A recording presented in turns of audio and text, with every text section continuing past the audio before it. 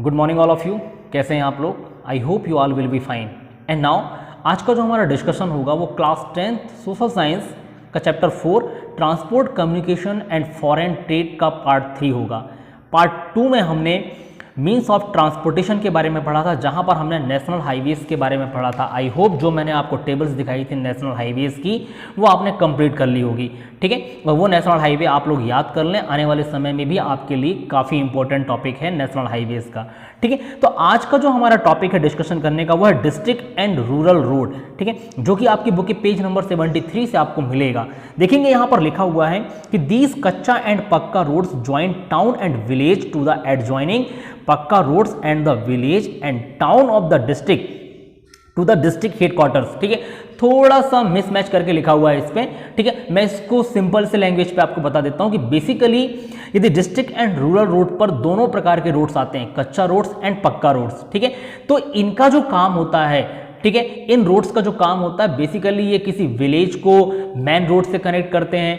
ठीक है, जैसे प्रधानमंत्री ग्राम सड़क योजना आपने देखी होगी, सुनी होगी उसके बारे में कि प्रधानमंत्री ग्राम सड़क योजना का काम क्या था कि जो गांव है, ठीक है, जो गांव मानसून के मौसम में, ठीक है, कनेक्टिविटी से कट हो जाते हैं, ऐसे गांवों को आप मेन रोड से जोड़िए। ठीक है, मेन रोड से जब वो जुड़ जाएंगे तो वहां पर transportation through out the year चालू हो जाएगा।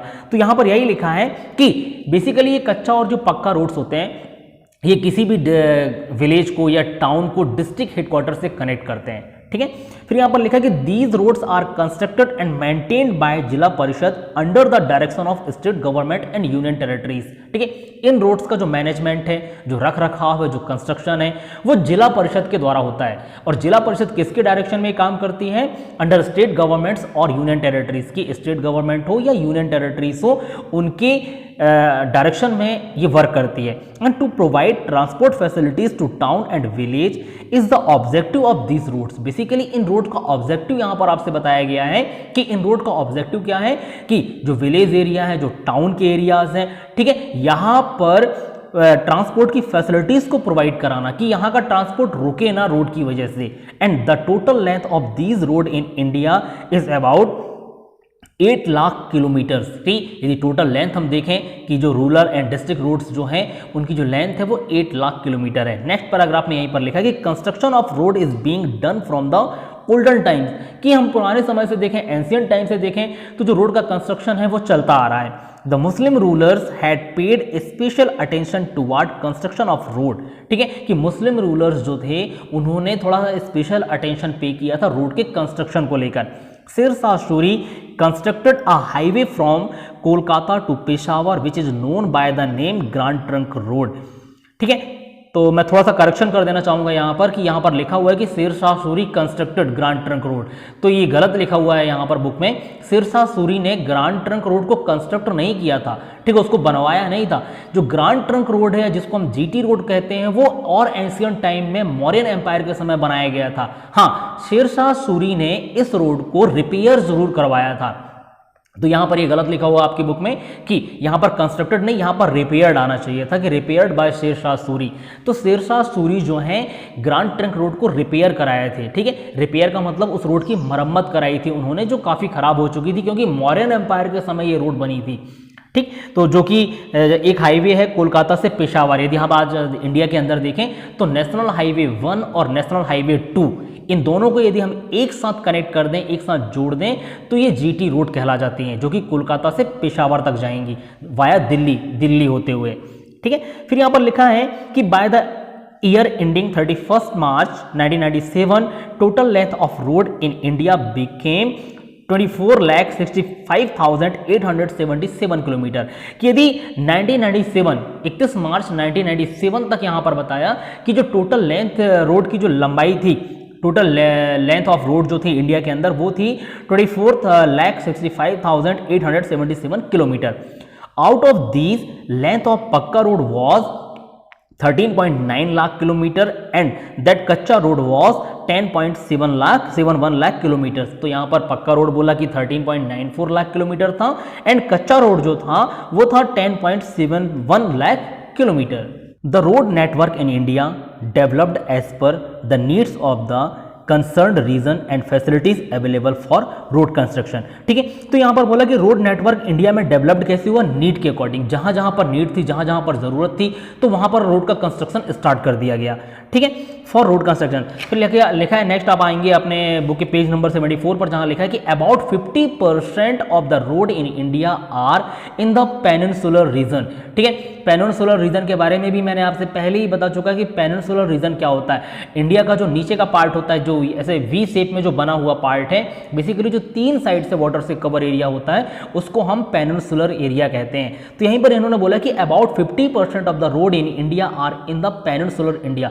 पेनिनसुलर इंडिया का मतलब कि इस वी शेप में, इंडिया के वी शेप के यदि नीचे वाला जो पार्ट है, ठीक है, उस पर जो जो स्टेट्स आते हैं वो पेनिनसुलर स्टेट कहलाते हैं। तो 50% रोड जो है वो इसी रीजन पर है। जैसे यहां पर लिखा है Tamil Nadu, Orissa and Goa have the highest density of road, कि यदि हम तमिलनाडु, उड़ीसा एंड गोवा की स्टडी करें तो यहां पर डेंसिटी यानी घनत्व जो होता है कि रोड पर किलोमीटर, पर स्क्वायर किलोमीटर में कितनी रोड्स हैं यहां पर, तो इन स्टेट्स में काफी ज्यादा है। And the reason behind the better road in southern India is solid earth surface and easy and liability of road materials. ठीक है, कि यहां पर रोड ज्यादा होने का रीजन क्या बताया कि यहां का जो अर्थ सरफेस है वो सॉलिड है, रोड बनाने में इस एरिया में प्रॉब्लम्स नहीं आती, इसी वजह से यहां पर काफी ज्यादा मात्रा में रोड बनाए गए हैं। इसी के नीचे वाले पैराग्राफ में देखिए लिखा है कि लॉन्गेस्ट नेटवर्क ऑफ पक्का road is in Goa which is 153.83 kilometre पर 100 स्क्वायर किलोमीटर। सॉरी, मैंने पर स्क्वायर किलोमीटर बोला था, वहां पर 100 किलोमीटर होगा, पर 100 स्क्वायर किलोमीटर होगा।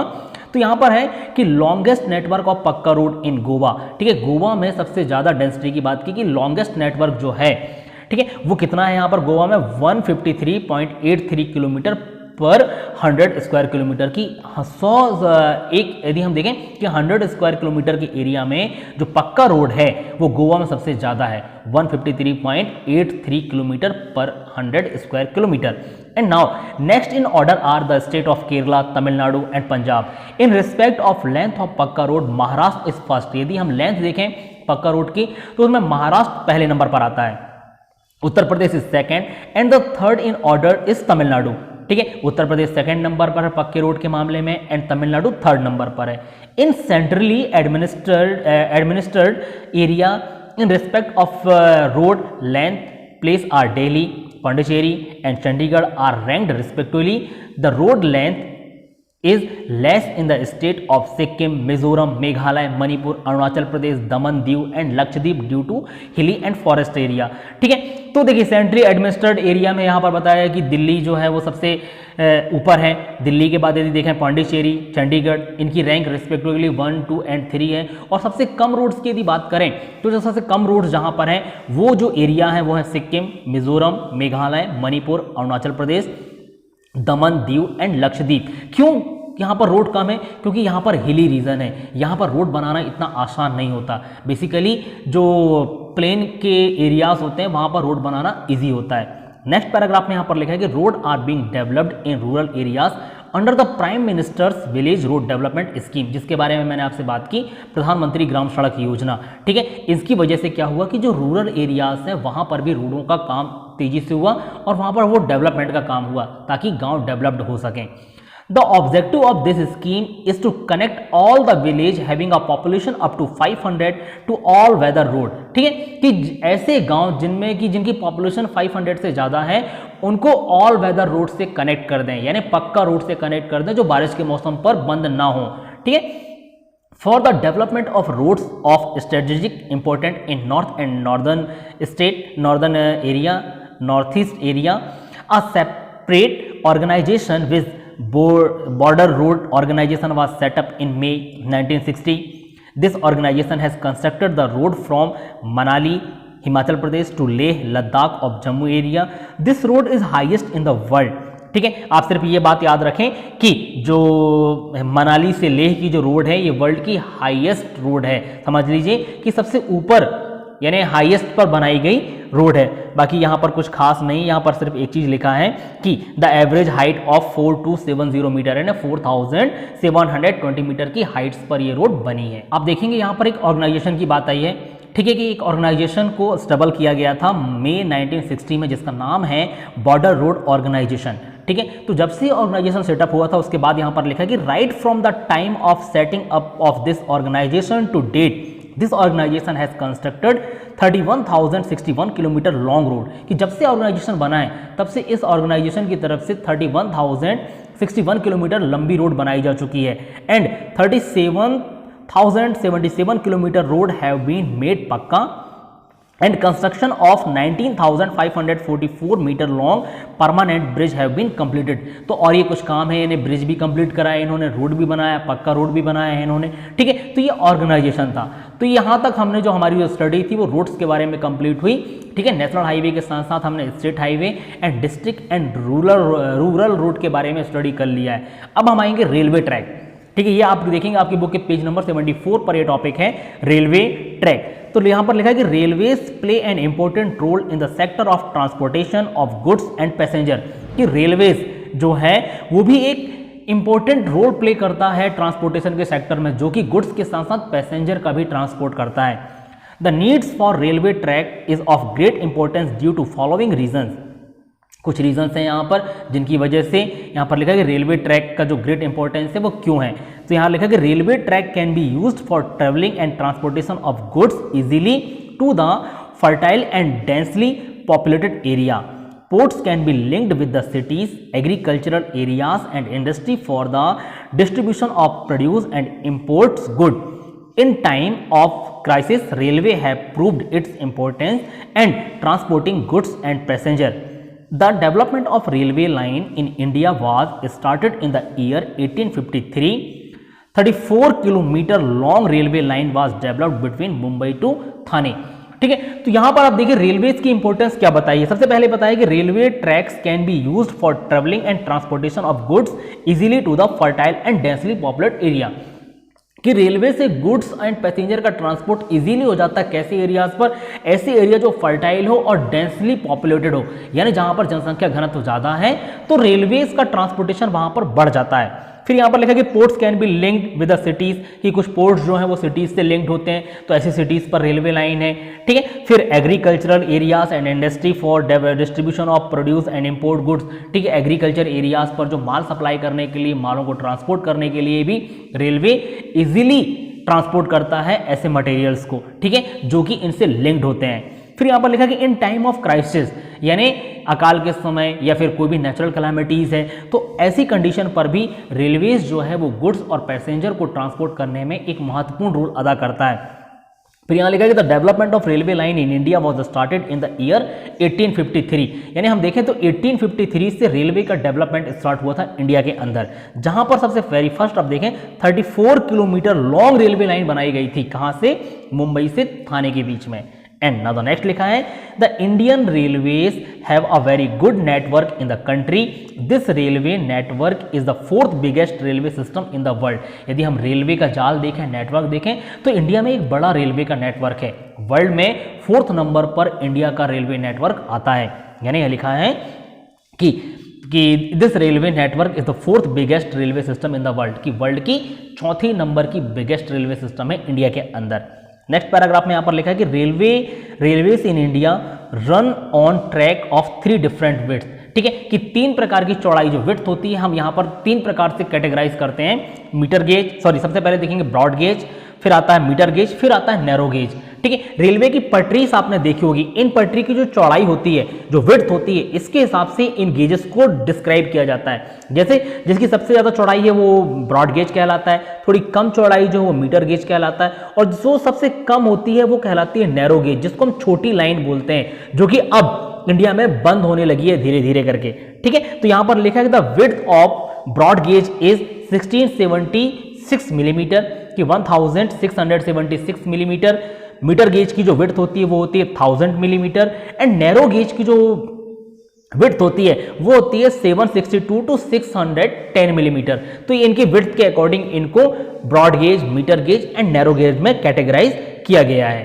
There is a railway board for management and control of railways in India, कि इंडिया में, ठीक है, रेलवेज के मैनेजमेंट के लिए, ठीक है, और उनके कंट्रोल के लिए रेलवे बोर्ड बनाए गए हैं, ठीक है। The rail network of India has been divided into 16 zones for efficient management. ठीक है, एफिशिएंट मैनेजमेंट के लिए इंडिया के अंदर 16 रेलवे जोन बनाए गए हैं। ठीक है, दे आर, मैं यहाँ पर आपको उन रेलवे जोन्स को शो कर रहा हूँ। ठीक है, फर्स्ट है सेंट्रल, देखिए यहाँ पर लिखा है railway zone and zones headquarter, ये टेबल भी आपको याद होनी चाहिए। ठीक है, कम से कम ये पता होना चाहिए कि किस रेलवे जोन का हेडक्वार्टर कहाँ पर है। तो वेरी फर्स्ट आप देखें, सेंट्रल रेलवे लिखा है यहाँ पर Bombay, eastern railway Kolkata, northern railway New Delhi, north eastern railway Gorakhpur, north eastern border railways Malegaon, southern railway Chennai, south central railway Secunderabad, south eastern railway Kolkata, western railway Bombay, east central railway Hajipur, eastern coastal railways Bhubaneswar, north central railways Allahabad, north western railways Jaipur, south east central railways Bilaspur, इसके बाद south western railways Hubli and west central railways Jabalpur. तो ये 16 zone में, ठीक है, railway के management के लिए ये 16 जोन कैटेगराइज किए गए हैं। ठीक है, और हर एक जोन का एक रेलवे मुख्यालय है, या जिसको हम जोन हेडक्वार्टर्स बोलते हैं। तो ये लिस्टिंग भी आपकी कॉपी पे होनी चाहिए और आपको ये लर्न होना चाहिए, याद होना चाहिए कि किस जोन के रेलवे का हेडक्वार्टर कहाँ पर है, किस जगह पर है। ठीक है, तो जो नेक्स्ट पार्ट होगा इस वीडियो का वो होगा डिस्पर्जल ऑफ रेल रूट्स, कि रेल रूट्स का डिस्पर्जल कैसे हुआ, वितरण कैसे हुआ। ठीक है, फिर उसके बाद हम देखेंगे इसी पर वाटर ट्रांसपोर्ट के बारे में। ठीक है, तो आज के लिए बस इतना ही। Thank you so much.